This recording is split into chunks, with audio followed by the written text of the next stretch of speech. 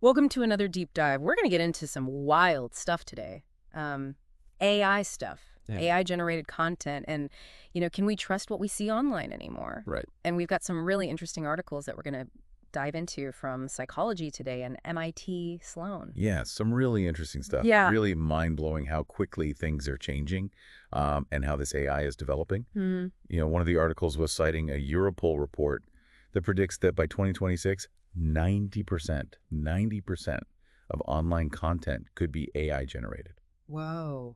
That's like almost everything you see online. Yeah, that's crazy. News articles, social media posts, marketing copy, even things like creative writing. 90% though? Like, how is that even possible? Well, it's because the AI has gotten so sophisticated Okay. that it can mimic human language and creativity. Mm. These algorithms are trained on massive data sets of text and code images, everything. So they can just churn out content that's oftentimes indistinguishable from something a human would create. So that's the how, but so what? Like, what does that actually mean for us? Well, that's the big question, isn't it? Yeah. Because on one hand, you have all this potential good Right. that can be done with AI, helping doctors diagnose diseases faster, personalizing education. Sure.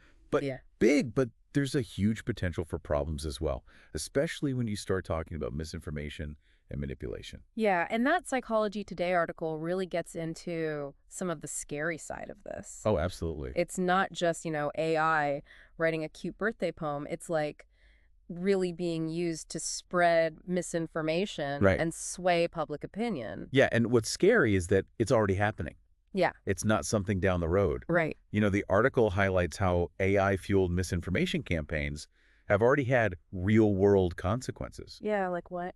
Well, it talks about, for example, the role AI played in spreading that false information during, like, the January 6th riots. Oh, wow. That's just one example. And it's not even just in the political sphere, right? I mean, I was reading about the health misinformation that's being spread. Huge on YouTube and other social media. Yeah, algorithms feeding people biased or false information about vaccines or other life-threatening diseases. Right. It's really dangerous. Yeah, so it's like this flood of content, Right. which is potentially really harmful. And then on top of that, our brains might not even be equipped to deal with all this. Well, that's right, because the article talks about this new study from the University of Cambridge Okay.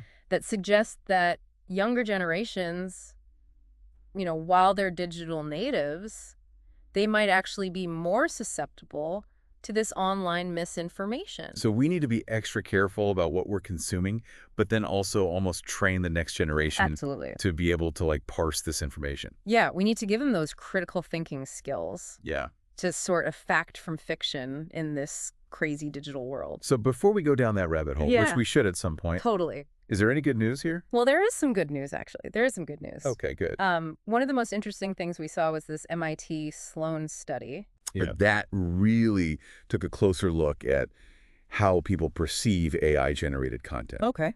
And what was really fascinating was they found that people might not inherently dislike AI content. Mm. In fact, when they didn't know something was AI-generated, Yeah. they often preferred it. Really? Yeah. So it's not that AI is bad at, Right.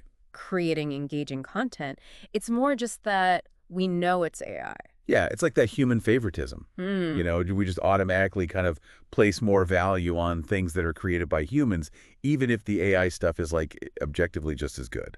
That's so interesting. It's like that, what is it, those blind taste tests? Exactly. Where people are like, oh, I can tell the difference between this and that. It's like, actually, it's the same thing. Yeah, you hit the nail on the head. Yeah.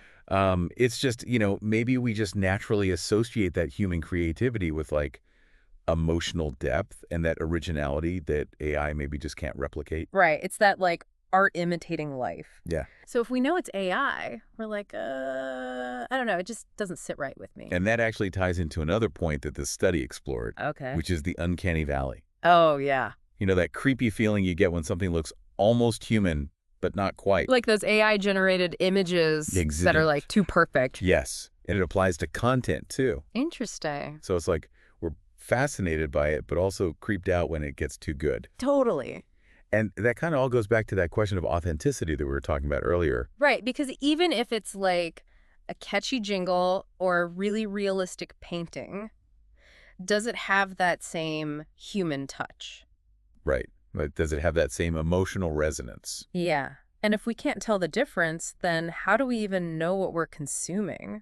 That's the question, So, isn't like, it? what do? We can't just, like, unplug from the internet, right? Right, exactly. How do we deal with this? Well, and that's where it gets really interesting Okay. because, it's not enough to just say, be careful. You need actual strategies. Yeah. And the Psychology Today article actually gives some pretty good advice. Okay. It basically says that that old thing about checking your sources, Right, right. it might not be good enough anymore. Really? Why not? I always thought that was, like, the gold standard. It used to be. Yeah. But the thing is, AI can create these whole ecosystems of misinformation. Oh, wow. So you could be cross-referencing a bunch of sources Okay. that all look legit, Yeah. but they all actually lead back to the same AI-generated source. It's like a hall of mirrors. Whoa. Exactly. So how do we even combat that? It's about getting better at, like you said before, that critical thinking. Okay. But like for the digital age, Okay.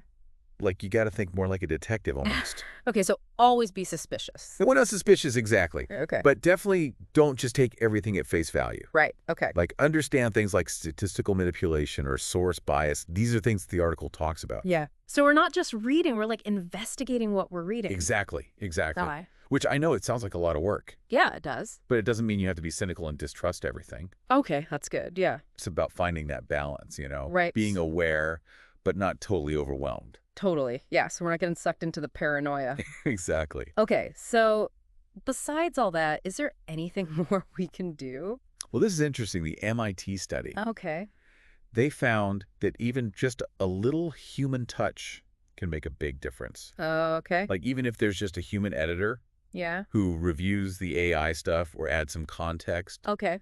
they can really increase trust. So it's not man versus machine. It's like, can we get them to work together? Yeah, exactly. Like that human in the loop, I like that. that could really be the key. Use the AI strengths and our strengths. Yes, to create something even better. Man, this has been a trip, this whole conversation. I know, right? We've gone from how AI is going to take over the world. Yeah, totally. To how we can't trust anything online. Right, right. Now there might be a way forward with all this. And it all comes back to that question you were asking earlier. Yeah. If we can't tell the difference, does it even matter? It really makes you think, what do we actually value in what we consume online? Big questions. Yeah, huge. And hopefully this has given everyone listening a lot to think about as well. Absolutely. And some tools to maybe deal with all of this AI stuff coming at us. Definitely.